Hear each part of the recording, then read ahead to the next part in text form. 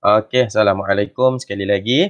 Jadi kita akan mulakan kembali pembelajaran kita pada hari ini. Alhamdulillah, kita ada dua pelajar yang bersama di studio Google Meet kita. Okey. Jadi kita kembali kepada jadual berkala unsur. Okey, kalau tempoh hari kita dah pun belajar berkenaan sejarah terciptanya jadual berkala unsur moden. Okey, ada beberapa ahli sains yang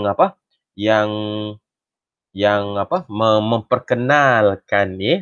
Okey. Jadi harapnya semua boleh baca balik, ambil-ambil keyword-keyword yang saya dah bagi tahu tempoh hari. Contohnya kita tak perlu hafal semua wajahnya macam mana, tarikh lahir, tapi kita nak ingat nama dan juga dia punya sumbangan. Boleh nah? Jadi untuk hari ini kita akan mulakan dengan tengok bagaimana unsur-unsur mula disusun dalam jadual berkala. Jadi kita nak tengok dahulu jadual berkala tu macam mana. Kita akan tengok. Kejap lah. Ada ramai yang hari ni, Alhamdulillah, ramai yang masuk. Jadi, okey. Jadi kita akan tengok bagaimana jadual berkala tersebut disusun. Okey nah. Cuma kena ingat ayatnya, okey. Sebelum ni saya dah bagi tahu dapatan terakhir ahli sains yang kalau ada soalan bagaimana unsur disusun. Okey. Bagaimana unsur disusun. Disusun dalam jadual berkala. Dalam jadual berkala. Berkala. Kalau yang soalan ni yang keluar, jawapannya kita kena kata mengikut pertambahan. Kita akan kata jadual disusun mengikut pertambahan. Nombor proton. Pertambahan nombor proton. Okey. Namun begitu, apa yang kita nak belajar hari ini adalah bila kita nak susun tu, sebab nombor proton tu dia memang dah ada, tapi kita nak jadikan satu panduan kepada kita. Bagaimana kita ada satu atom yang diberikan dengan nombor protonnya, dengan sekian-sekian maklumatnya, bagaimana kita nak isi ke dalam jadual berkala unsur. Nah? Jadi kita nak isi macam mana siapa duduk sini, siapa duduk sana. Nah? Jadi untuk itu kita kena mengenalilah beberapa aspek dalam jadual berkala ini, iaitu kita kena kenali yang pertama kita ada kumpulan. Nah? Yang pertama kumpulan. Kita highlight sikit. Kita ada kumpulan. Jadi kita nak kenal di manakah kumpulan. Yang kedua yang penting adalah kala. Kalau dalam soalan SPM 2020 tidak terjangka, dalam soalan dia keluar apakah kumpulan dalam jadual berkala unsur. Takrifan tak pernah keluar sebelum-sebelum ni, kita tak jangka. Jadi yang ni kita nak tengok secara lebih detail lah. Kumpulan tu bahagian mana? Jadi secara umumnya, saya bagi tahu dulu kat sini, alang-alang duduk di slide ini, kumpulan adalah yang kita susun daripada atas ni. Ni kita kata kumpulan. Ni kumpulan. Dan yang kedua kita ada color. Color ni yang secara mendatar macam ni. Kalau kod ni kita panggil kala. Color ke kala ke, tapi ejaannya tu macam tu. K-A-L-A. Kala. Boleh tak? Jadi untuk takrifan kumpulan, ni yang ni kita perlu ambil perhatian, iaitu merujuk kepada laju menegak dalam jadual berkala unsur. So ini dikatakan kumpulan. Hati-hati dengan bahasanya, sebab tempoh hari ada pelajar, ada calon yang dia kata baris menegak. Jadi salah. Sebab apa? Untuk kumpulan dia adalah laju menegak. Kod ni, kod dari atas ke bawah. Ini adalah kumpulan. Ni. Dan kumpulan ni ada daripada kumpulan 1 sehinggalah kumpulan 18. Boleh nak? Jadi ayat ni kena betul. Memang kesian calon yang 2020, dia tertukar je. Macam straight ni dia kata baris. Kita pun kalau duduk dalam kawat, kita pun kata baris kan. Baris 1, baris 2. Tetapi untuk kimia ni dia agak menekankan apa istilah tu. Jadi bila letak baris menegak dia tak pakai. Dia nak lajur menegak dalam jadual berkala unsur. Itu dinamakan kumpulan. Ya nah? Dan untuk penentuan kumpulan ini, nak letak kumpulan 1, 2 sampailah kumpulan 18, okey, dia ada syaratnya. Tapi sebelum tu saya nak bagi tahu. Apabila kita tulis nama kumpulan, okey, kita kena tulis ejaan penuh. Contohnya, kalau kumpulan 1, 1. Boleh tak? Kalau kumpulan 12, contohnya, kita kena letak nombor 12. Okey. Penggunaan huruf Roman, contohnya I1, ni salah. Ataupun kita eja kumpulan 1, SATU pun juga salah. Tidak boleh. So, dia kena pakai kumpulan 1 macam ni. Kalau kumpulan 12, 12 lah macam ni. Okay nah? Okay, jangan guna huruf Roman. Jangan guna singkatan kumpulan. Kod-kod ada KUMP. Okay, tak mau. KUMP titik 1. Tak mau. Salah. Okay nah? Jadi dia kena eja penuh kumpulan dan nombor-nombor biasa yang kita gunakan. Boleh ya? Okey. Untuk penentuan nombor kumpulan pula, sebenarnya kita tak adalah nak susun daripada 1, 2, 3, 4 macam yang ahli sains terakhir perkenalkan tempoh hari yang kita bincang mengikut pertambahan nombor proton. Jadi kita ada panduan macam mana ada satu unsur kita nak letak kat kumpulan 1 ke 2 ke 3 ke sampai 18 ada panduan dia. Okey, jadi panduannya adalah kita merujuk untuk nak tentukan kumpulan ni, walaupun disusun dengan mengikut pertambahan nombor proton, disusun ikut nombor proton. Tetapi kita akan rujuk kepada susunan elektron.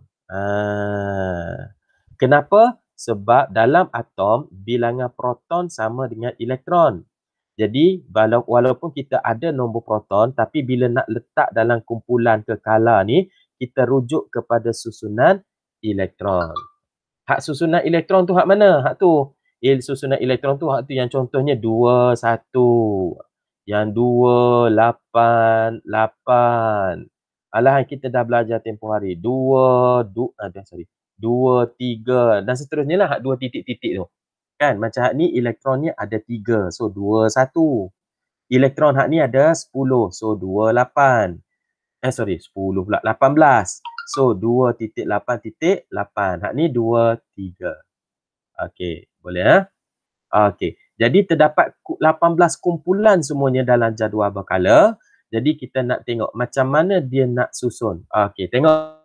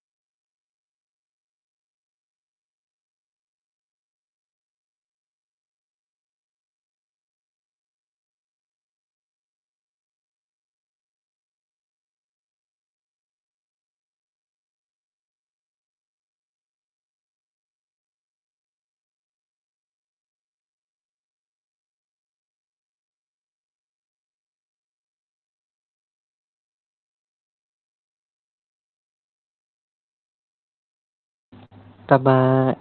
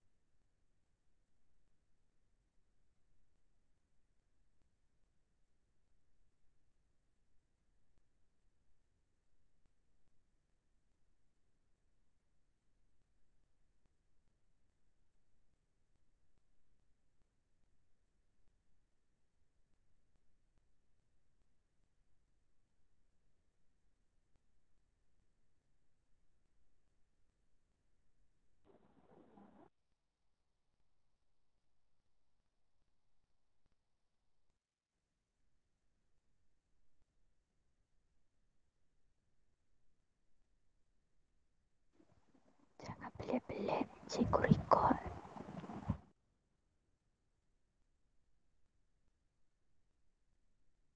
Tulis ngerekam.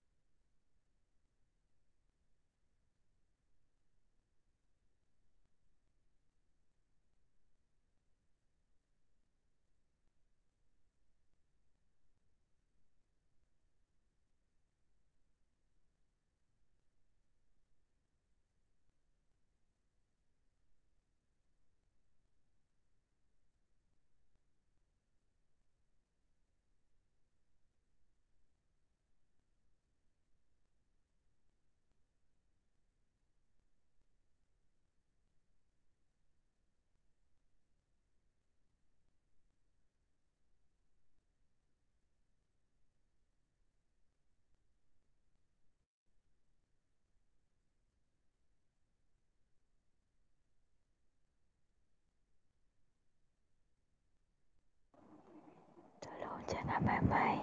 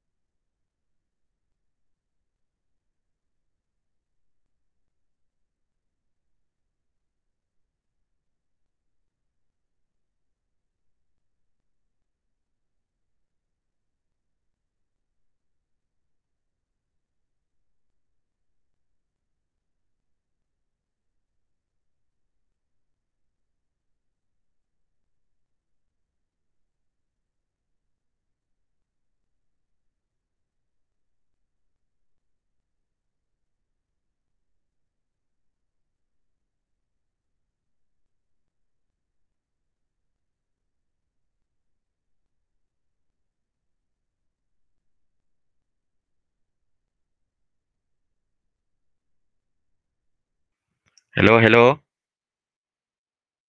Hello, hello. Hello. Hello, Assalamualaikum. Hello. Allah, baik. Minta maaf, line saya kacau tadi, terkeluar. Hmm. Jadi sampai mana entah saya tunjuk tadi. Jadi saya duk cakap sorang-sorang tadi, nasib baik Ali yang main tengok tu dia kata tak ada line sebenarnya, duk cakap sorang-sorang. Jadi hak saya cakap tadi sampai mana dah? Ada siapa-siapa boleh bagi tahu?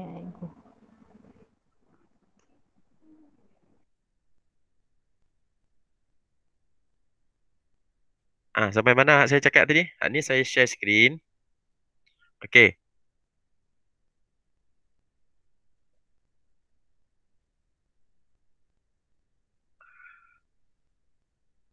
Hello, hello, respon. Kata keluar lagi lah. Tani kot itu. Memang tanya, hak saya tulis-tulis ni memang nampak tak tadi? Tadi tak nampak. Tadi tak nampak, sekarang tiba-tiba ada. Okay, jadi kalau macam tu saya ghostan dalam satu slide. Sana saya tunjuk. Kalau slide yang ni dah. Yang ni dah. Yang ni dapat tak tadi? Dapat dah, Eko. Yang ni dapat dah. Maksudnya penerangan tentang kepentingan apa untuk menulis takrifan laju menegak dalam jadual berkala unsur sebagai kumpulan dah. Okey, kalau macam tu kita sambung mula dari sini baliklah lebih kurang. Okey. Seperti tadi saya dah cakap, jadi dah termis tu saya ulang balik. Di dalam jadual berkala, pertama kita kena tahu istilah kumpulan. Okey nah. Jadi kumpulan, apakah yang dimaksudkan dengan kumpulan? Jadi harapnya yang ni awak ambil take notes. Sebab dalam SPM 2020 ada ditanya istilah yang ni. Okey nah.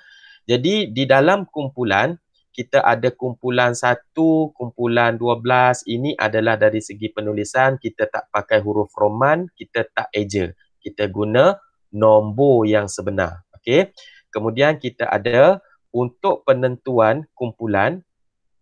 Okey, kejap. Untuk penentuan kumpulan, kita menggunakan susunan elektron. Dan untuk nak dapat susunan elektron, kita merujuk kepada bilangan proton. Sebab bilangan elektron sama dengan proton. Iaitu susunan elektron yang saya maksudkan 21, 288, 23. Yang ni kita pernah belajar sebelum ni. Seterusnya, okey. Dah ada conten-conten kat sini ni, okey. Susunan elektron tadi, okey. Apabila kita ada nombor 1 sebagai elektron valen. Okey nah, sebab notanya adalah jika ada nombor 1 ataupun nombor 2 elektron valence, maka kumpulannya adalah diletakkan kumpulan 1 atau kumpulan 2 ikut bilangan elektron valence. Jadi contoh yang saya bagi kat sinilah. Jika atom tersebut 281 susunannya, 1 adalah elektron valen, maka dia berada di kumpulan 1. Kalau dia ada 2 elektron valen, maksudnya yang ni nombor protonnya adalah 12 lah ni. 12 bila kita susun 2, 8, 2. Maka dia berada dalam kumpulan 2. Merujuk kepada bilangan elektron valence. Okey. Seandainya unsur tersebut bermula daripada nombor 3 ke atas. Ikut bilangan elektron valence-nya nombor 3 ke atas. Tak kisah dia 283 ke, dia 23 ke, okey. So bila ada 3 elektron valence ke atas, kita kena tambah dengan 10 untuk nak dapatkan nombor kumpulan. Jadi kalau elektron valence-nya 3 tambah 10 jadi 13, maka kumpulan 13 lah ia. Kalau dia ada elektron valence 4 tambah 10, so jadi 14 lah nombor kumpulannya. Jadi kalau dia ada 2, 8. Okey, 8 elektron valence tambah 10, maka ia akan jadi kumpulan 18. So begitulah seterusnya untuk penentuan kumpulan. Okey, duduk kumpulan mana, bilangan elektron valence kita ambil dan tambah dengan nombor 10 untuk 3 dan ke atas. Elektron valence 1 dan 2 kita tak payah tambah. Boleh ya? Okey, untuk yang seterusnya kita akan ada jadual berkala juga masih lagi, tapi kita ada istilah hak yang kedua adalah hak baris tadi tu yang saya cakap, baris, iaitu dipanggil kala.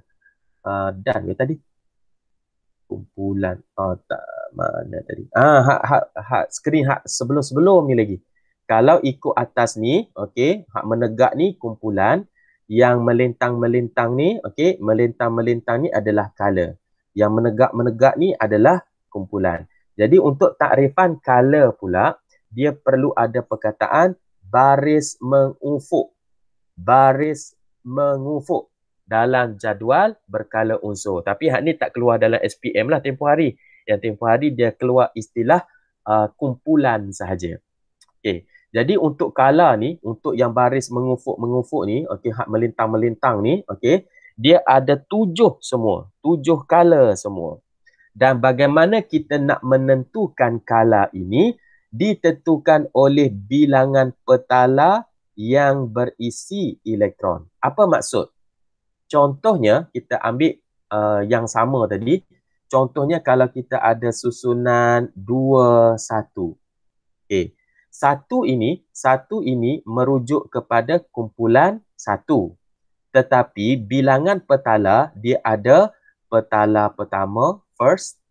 1 ni adalah petala kedua, second. Maksudnya dia ada 2 petala. Bila ada 2 petala bermaksud unsur ini berada pada kala 2 ataupun baris yang kedua. Sama macam kumpulan, nombor 2 ni kita tak boleh eja, kita tak boleh tukar menjadi huruf Roman. Kena pakai nombor 2 yang biasa. Kala 2 bermaksudnya ini baris pertama, ini baris kedua. Dia berada pada baris kedua, second punya baris. Kalau ikut kumpulan, dia ada 1 elektron valen. 1 elektron valen, kumpulan 1. Duduk pada lajur 1, baris kedua. Nanti kalau kita ada susun lah. Yang kat sini kita tak boleh ni sebab dia ada terpotong sikit ni bahagian tepi ni. Ni terpotong sikit. Okay? Jadi kalau saya nak tunjuk kat sini pun tak cantik lah. Sebab jadual berkala ni ada 1 kotak, barisan kotak lagi kat tepi ni yang terhilang. Tak apa, kejap lagi kita tengok contohnya. Okay? Andai kata unsur tersebut ada 2, 8, 8, 2. Susunan elektronnya macam ni. Dia ada 20 proton. So, bahan ni ada 20 proton dan ada sama dengan 20 elektron lah. Sebab apa?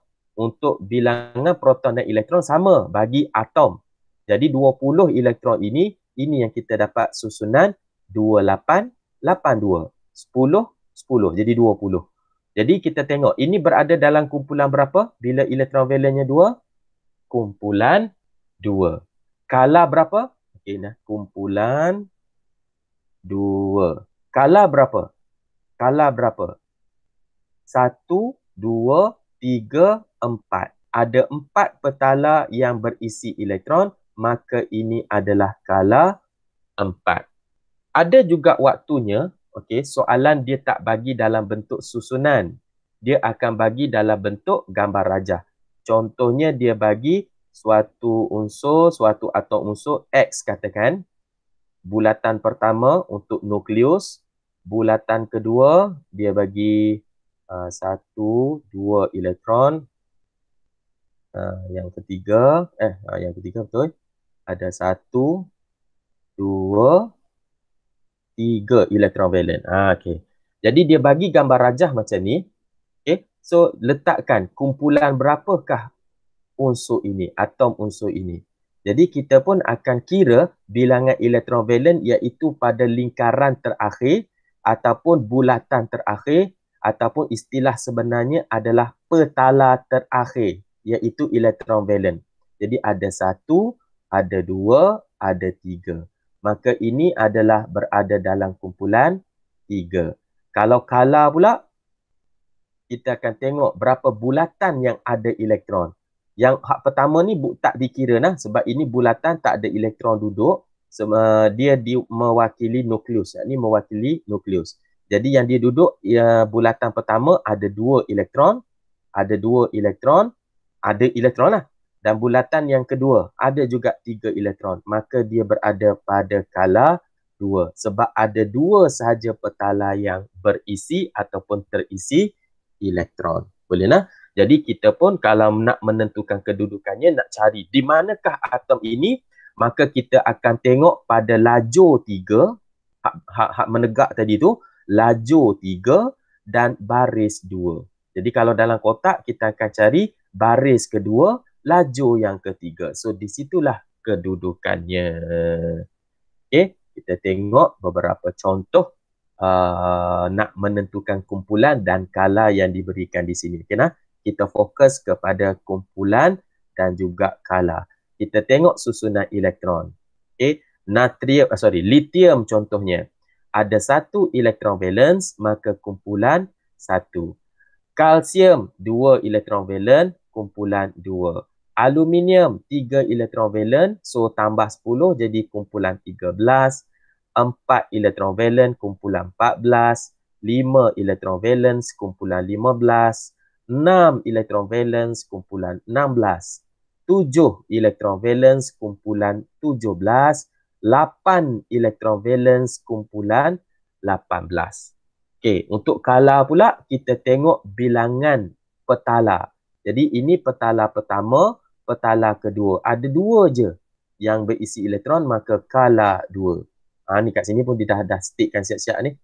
Ni pun sama, 1 2, ni 2 nombor 2 ni 1 8 8 2. Jadi ada 1 2 3 4, maka 4 kalanya, kala 4. Hak ni pun sama, ada 2, ada 8, ada 3. Ada 3 tempat, ada 3 kala, ada 3 petala terisi elektron, so kala 3. Begitulah sehingga yang akhirnya. Jadi kalau nanti kita nak tengok di kedudukan dia dalam jadual berkala, kita tengok kumpulan ni untuk bahagian lajur dan kala ni untuk bahagian baris. Ataupun kalau saya boleh buat gambar, saya masukkan skrin 01. Slide 01. Okey, katakanlah saya ada okey, katakanlah saya insert jadual kosong, bodoh-bodoh je. Okey, ya. Jadi banyak macam tu. Okey nah. Saya pun bagi nombor kat sini 1 2 3 4 5 6 7 8 9 dia lah 9 10. Okey, sebenarnya ada 18. Ini contohnya nah. Ini sebagai contoh ya. Okey, kalau ke bawah ni pula dia ada 1 2 3 4 5 6 7 8 9. Tak ada skop lebih. Okey, jadi seolah-olahnya kalau kita nak cari, okey, kita nak tengok okey, mana tu? Okey. Okey, katakanlah dia ni adalah contoh yang boleh kita pakai dekat sini adalah susunannya adalah 28. Sorry. 22. Maksudnya dia berada pada kumpulan 2 dan juga kala pun kala 2. Kenapa kumpulan 2? Sebab elektron valence-nya 2. Kenapa kala 2? Sebab dia ada 1, dia ada 2 petala terisi elektron. Maka kala 2. Jadi dekat jadual berkala, kita akan cari kumpulan 2, lajur 2 dan kala 2, baris kedua. Jadi location untuk bahan ini, atom ini adalah di sini. Di situ kedudukannya. Andai kata dia label lah atom tersebut adalah atom P. Okey nah. Jadi kita pun label lah P-nya berada pada kotak ini. Lajur 2, baris 2. Okey. Ataupun kita macam tu lah. Senang cerita macam tu lah. Okey. Ni macam salah sikit ni. Silap lah. Tu tajuk kita kena kotak 2, 1.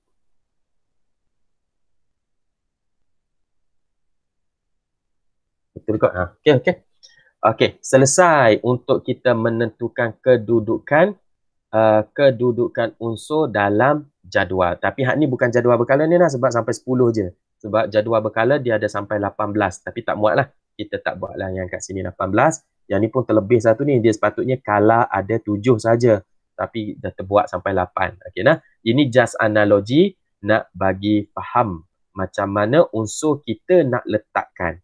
Tapi ingatlah kalau soalan tanya bagaimana disusun, ikut pertambahan nombor proton. Tapi bila kita yang nak letakkan, kita akan rujuk kepada kumpulan dan juga kala, kita rujuk pada susunan elektron. Boleh nah? Susunan elektron. Okey. Seterusnya kita akan masuk kepada unsur-unsur dalam jadual berkala. Okey nah, untuk yang ni latihan rasanya tak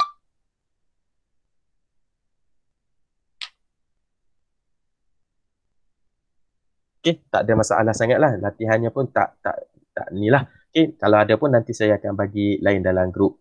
Seterusnya kita akan tengok, mungkin hari ni sempat untuk kita tengok unsur dalam kumpulan 18. Saya nak klik tak boleh pula dah. Kenapa klik tak boleh? Try lah. Baru boleh klik. Kita akan tengok dahulu unsur dalam kumpulan 18. Satu je dulu. Sebab kita ada 18 unsur semuanya. 18 kumpulan semuanya. Tapi kita tak belajar semua. Kita akan belajar beberapa kumpulan saja untuk mewakili apa yang ada dekat sini. Kita ada 18. Antara yang kita akan belajar kumpulan 18, kumpulan 1, kumpulan 17. Ada yang kita akan belajar secara umum. Jadi untuk kumpulan 18, jadi kita akan berkenalan secara details lah. Kenapa kita belajar kumpulan 18 dulu? Tak belajar kumpulan 1. Kan ada nombor 1 sampai nombor 18. Kenapa ambil hak nombor 18 dulu? Sebabnya kumpulan 18 ni, dia juga dikenali sebagai unsur-unsur yang stabil. Kita highlight. Dia adalah unsur yang juga dikenali sebagai gas adi yang mempunyai sifat lengai. Lengai itu yang kita nak ambil. Lengai itu apa? Lengai itu maksudnya stabil. Kumpulan 18 ni adalah yang stabil.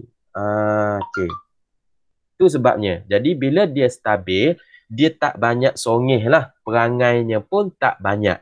Dari segi tindak balas, tak ada tindak balas yang akan berlaku kepada unsur-unsur kumpulan 18. Unsur-unsur kumpulan 18, contohnya yang ada kat sini, kita ada helium. Dekat dalam tajuk kimia sekarang ni, kita dah masuk jadual berkala ni, kebanyakan unsur akan dilabelkan dengan formula dah. Jadi dia dah makin kurang untuk nak tulis nama. Jadi penting untuk pelajar-pelajar bila tengok simbol atom tahu namanya. Jadi yang pertama ni helium, Ne neon, Ar argon, Kr krypton, Xe xenon, Rn radon, Og saya mudah tak ingat dah. Tapi yang banyak-banyak akan ditanya, digunakan sebagainya ni adalah yang bahagian-bahagian atas ni. Helium, neo, argon, helium untuk gas adalah kejap lagi kita tengok. Jadi untuk gas adi ini, oleh kerana dia stabil, so secara kimia dia tak ada tindak balas. Tetapi kita akan tengok dia dari sudut sifat fizikal. Kita akan tengok dia dari sudut sifat fizikal. Sifat ni ada dua. Satu sifat kimia, dan satu lagi sifat fizikal. Jadi yang kimia ni dia memang dah stabil. Jadi stabil kimia, secara kimianya, tindak balas kimianya tak ada. So tak ada tindak balas kimia. Jadi tak payah ceritalah bab sifat kimia dia. Jadi yang kita cerita adalah sifat fizikal dia nanti. Apakah sifat-sifat fizikal dia? So kita akan tengok unsur kumpulan 18 dari sudut sifat fizikal dia. Sifat fizikal ni panduan dia mudah. Pen. Sifat fizikal ni dari sudut istilahnya mudah. Apa yang kita nak tengok? Skrin dia hitam lah. Okay. Nak tulis pen color. Apa yang boleh timbul dekat color hitam? Okay lah. Tak apa, saya tambah skrin lain lah. Okay. Dari sudut sifat fizikal ni, okay, dia tak lari. Untuk sifat fizikal yang akan dibicarakan, okay nah, sifat fizik. Okay nah, dia takkan lari. Yang pertama adalah takat lebur, takat didih. Takat lebur dan juga takat didih. Okay ya. Secara umumnya, oleh kerana ia dikenali sebagai ni kumpulan 18 ni, ia juga dikenali sebagai gas adi. Nampak tadi tulisan tadi kita kata gas adi. Gas. Maksudnya dalam keadaan bilik, dia adalah wujud dalam keadaan gas. Maksudnya, kalau suhu bilik pun dah berada dalam gas, makanya takat lebur dia tadi bila? Lebih tinggi ke lebih rendah dari suhu bilik? Confirm lebih rendah dari suhu bilik. Maka secara umumnya, sifat fizik takat lebur, takat didih dia adalah rendah. Boleh Sebab apa? Dekat suhu bilik pun dia sudah pun berada dalam keadaan gas. Maka secara umumnya takat lebur, takat didih dia adalah rendah. Okey? Jadi soalan pun tanya, kenapa takat lebur, takat didih rendah? Confirm Okey, tempoh hari rasa ada pernah bincang juga. Takat lebur, takat didih rendah kerana ikatan antara zarah yang lemah. Jadi, bila dah lemah, sedikit ataupun kurang tenaga haba diperlukan untuk memutuskannya. Memutuskan apa? Memutuskan ikatan antara zarah. Itu sifat fizik. Boleh secara kimianya tak ada. Jadi yang lain-lainnya, okey, boleh dikatakan kita tak bincang sangatlah. Contohnya, sifat fizik yang lain selalunya ketelarutan dalam air. Tak larut. Lagi kekondaksian elektrik. Kita tak kondak elektrik dengan gas. Sebab selalunya yang kondaksi elektrik ni sama ada larutan ataupun logam saja. Konduktor. Okey Jadi, untuk sifat fizik dia yang banyak kita ceritakan adalah takat lebur, takat didih. Dan satu lagi untuk takat lebur, takat didih ni, okey, kalau yang nak ditanya adalah apabila semakin menuruni kumpulan. Macam ni. Ini duduk atas, ni duduk bawah. Jadi, semakin menuruni kumpulan. Itu je yang akan ditanya. Apa akan berlaku kepada takat lebur, takat didih? Secara umumnya rendah. Secara umumnya takat lebur, takat didih tadi rendah. Tapi bila menuruni kumpulan, dia makin tinggi. Takat lebur, takat didih dia makin tinggi. Tapi tinggi dia tu bukannya maksudnya kita tak boleh tahan. Okey? Makin tinggi.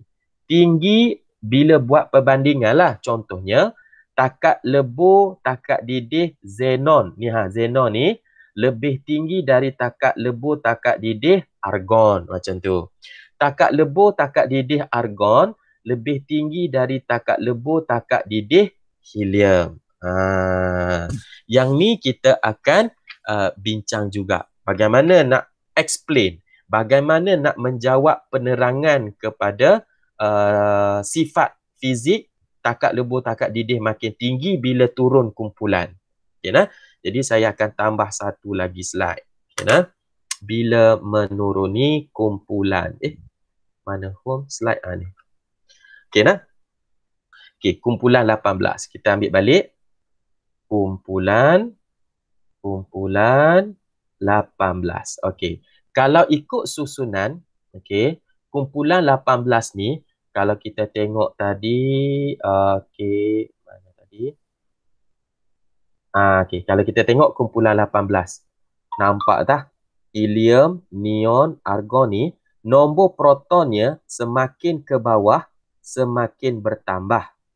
Bertambah berapa? Bertambah 1 petala dia punya tu. Okey. Jadi kalau kita ikutkan, ambil hak awal-awal, macam helium. Okey nah. Susunan elektronnya adalah 2. Okey. Lepas tu dia ada adik-beradik dia yang seterusnya neon. Neon susunan elektronnya adalah 2, 8. Satu lagi lupa saya nak sebut. Helium. Walaupun elektron dia, okey, susunan elektronnya 2, elektron balance-nya pun 2, tapi helium bukan berada dalam kumpulan 2 ya. Helium berada dalam kumpulan 18 sebab dia special sikit. Sebab dia adalah kategori gas yang stabil, gas adi yang lengai, maka walaupun elektronnya cuma ada 2 ni saja, okey, dia tetap diletakkan dalam kumpulan 18. Boleh ya? Okey, lupa nak sebut tadi. Okey, lepas neon kita ada contohnya seterusnya argon. Okey nah. Argon. Yang ni awak tak perlu hafal nah. Okey, kalau ingat alhamdulillah 288. Nampak tak?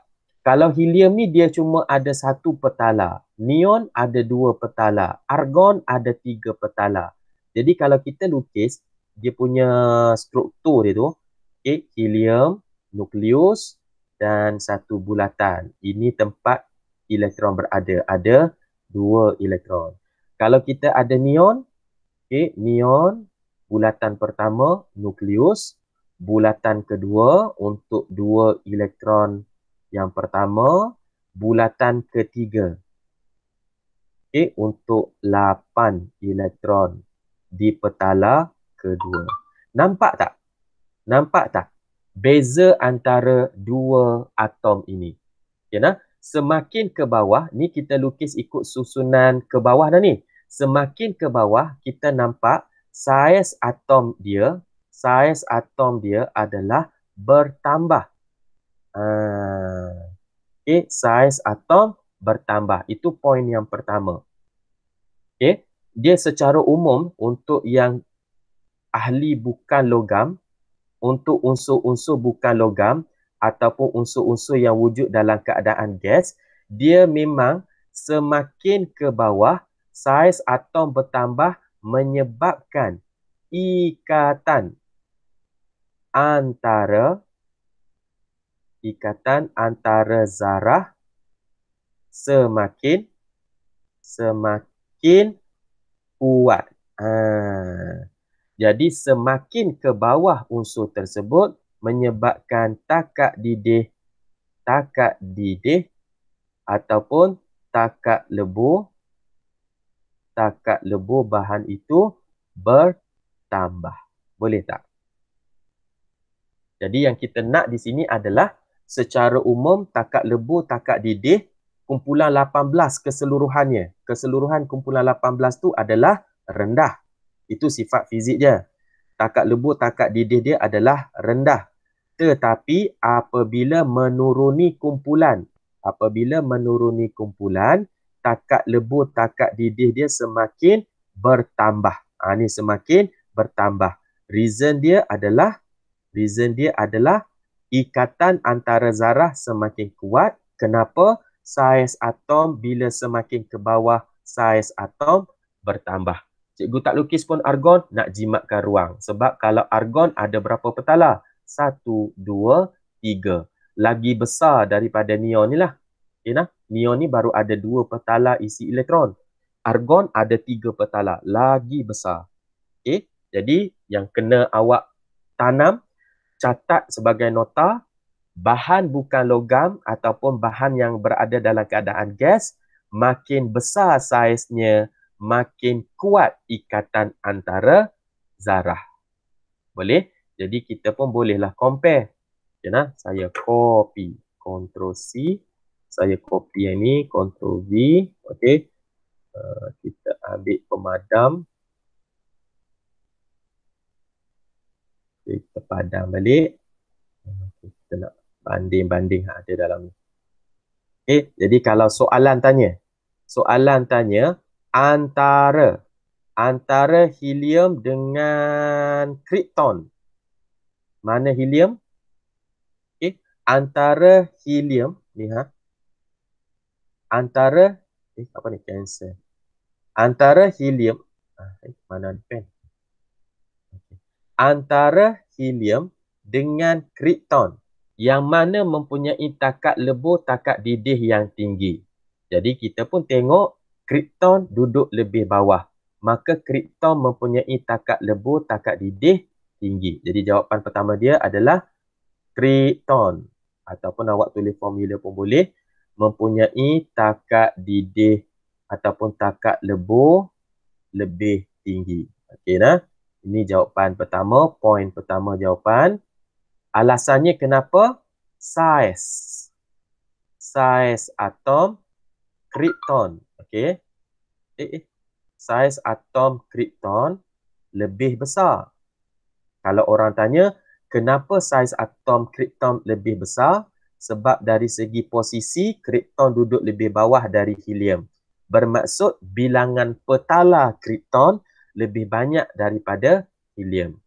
Jadi bila saiznya lebih besar, jadi ikatan antara zarah krypton lebih kuat. Lebih kuat. Dan akhir sekali, poin yang seterusnya, memerlukan. Atom krypton memerlukan atom krypton memerlukan tenaga yang lebih banyak. Lebih banyak untuk memutuskannya. Tulis ayat tulisan ya.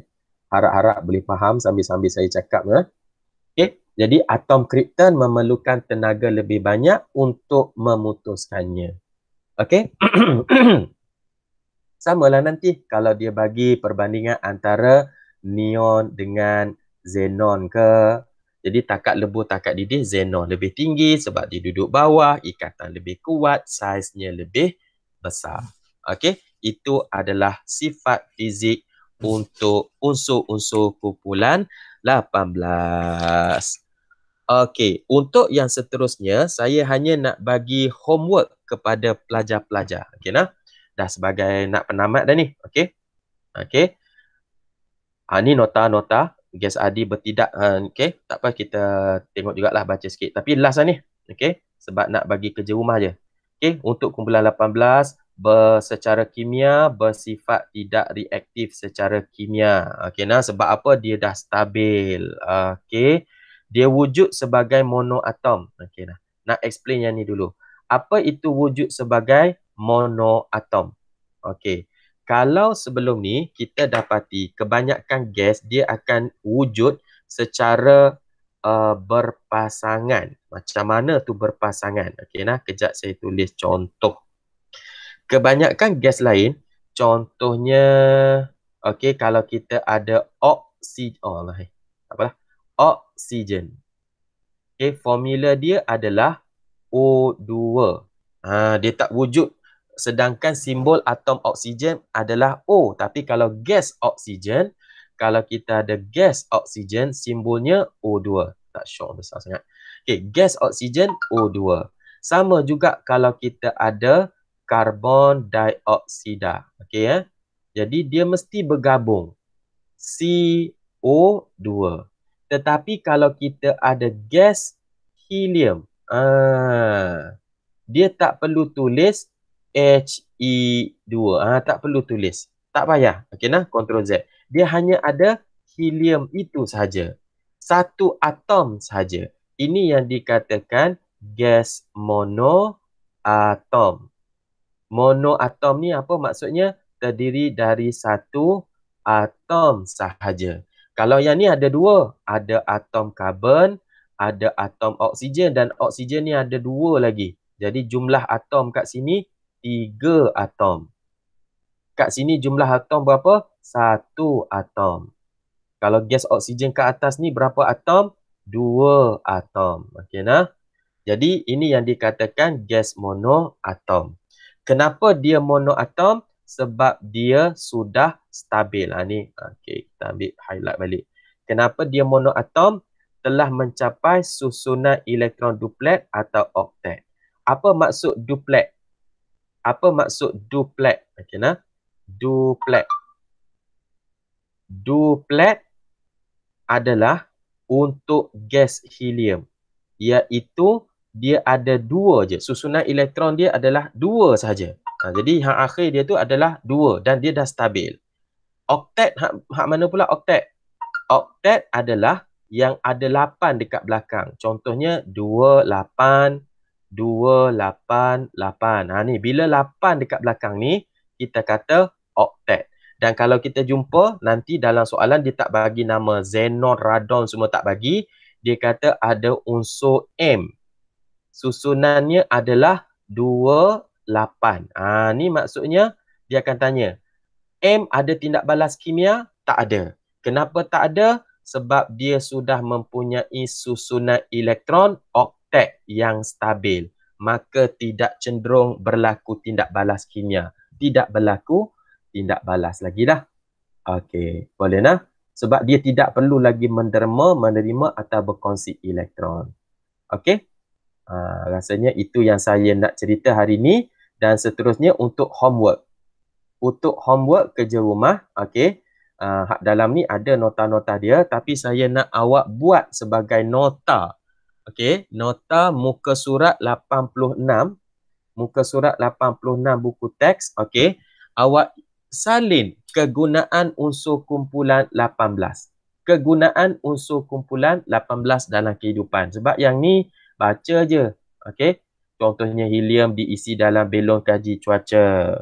Gas neon, gas argon, gas krypton dan seterusnya lah. Jadi yang ni saya nak minta pelajar-pelajar 4A menyalin dalam buku teks muka surat 183, sorry. Muka surat 86. Okay, nah? Muka surat 86. Mana ni? Okay, muka surat nak tulis kat mana? Tulisan bagi. Okay. Okay. Salin di muka surat 86. Salin balik dalam buku nota. Kegunaan unsur kumpulan 18. Boleh tak? Nanti bila masuk bahagian soalan, boleh jawab aja.